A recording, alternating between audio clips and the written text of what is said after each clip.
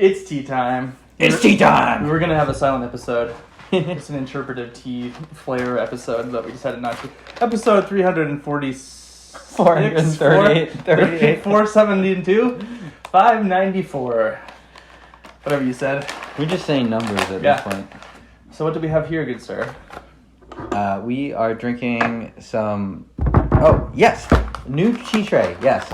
Thank you to Arthur, who has an Etsy store. I believe it's called Friso Wares. Actually, I should look that up for the next episode. So he was kind enough to send us this tea tray, noting that my older one was getting very grody, which is definitely true. It had definitely lasted a lot longer than I anticipated, and I didn't really have a good reason to get rid of it because it was still mostly functional. So this one is nice. It's big. You have a tray. You had a tray sort of like this too. Mm-hmm. Made out of cherry wood. So good work to Arthur over Very there. cool. Yeah, very beautiful. It's got like a metal tray pull-out thing on the inside. Yeah. It's totally handmade. So. That's awesome. Etsy's cool, man. People do cool stuff. Thank you, sir. We're drinking some Dayuling. We are having some Taiwanese Oolong, green Oolong in there. And are we drinking this? We are not. Okay, that's for you, Rinse Drinker 42. Deal with it. Hashtag deal with it. Hashtag deal with it. Really fragrant. Yeah. So this is from Life in Teacup. It was sent over by Mr. Green. So thank you, Mr. Green. One of Tarantino's rejects for the Reservoir Dogs. So we are excited. Taiwanese Oolongs, something I can drink year round. So totally. And Dayuling, which is one of the highest elevation parts that they actually grow Taiwanese Oolong from. So it should be some pretty good stuff. Yeah. Looking forward to enjoying this. Very a green, fresh Oolong, but it does smell like it has a bit more, some of those middle notes, not quite as verdant. And when we say that, it's kind of like meaning that it's not as grass clipping-y or like fresh blossoms, a bit more roasted.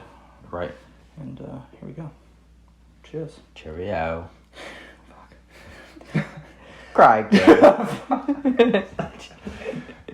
We take long enough that I forget that I'm going to get punked every time on that. I'll see you over at Butterworth. Nice and buttery and creamy. Very much so. Yeah. Yeah. And for me personally, what you were saying earlier, I do like when I personally don't care for it when it's like super green, so like grassy and stuff, or it tends to be notes I don't care for it so much. This one's, as you said, it's a little bit past that verdant stage, so I tend to prefer it when it's about that. Yeah, me too. And just a little bit of a smoother, easier to drink tea. Quite green still. You can see a little bit of oxidation happening, but really not too much. Just incredible aroma. This is the kind of tea that somebody who's never had tea before, serving this, they're like, okay, did you add sugar to this? What is this thing that you're serving me? So it's really approachable. So I would say this passes the mom test. Yeah. What about the ultralight? Absolutely. Anything rolled or twisted is going to be really easy to consume. Bigger the leaves, the easier to do any kind of grandpa style brew, in my opinion. Right. If you have an iron press cake that you're trying to there's all these little pieces of sediment flecking apart as you're opening up the cake and stuff. It's just going to be kind of like you're eating more than drinking. So yeah.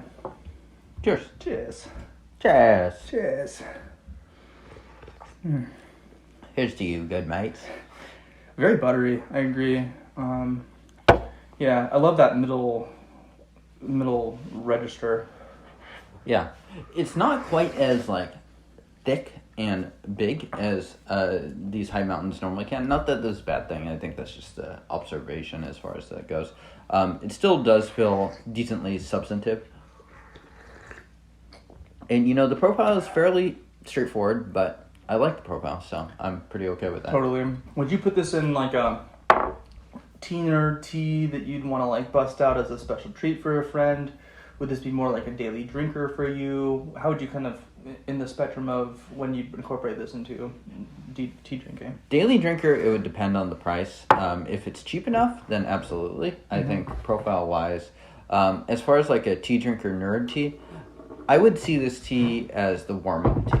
It's like we're going to bust out this first, get our palates kind of acclimated, and then move on to like more, maybe a little bit more complex, but also darker profiles. For me personally, I like to start with kind of the greener stuff that's a little bit more on that spectrum before getting to more of the darker or potentially aged or roasted profiles. So that's about how I would incorporate this tea. What about yourself?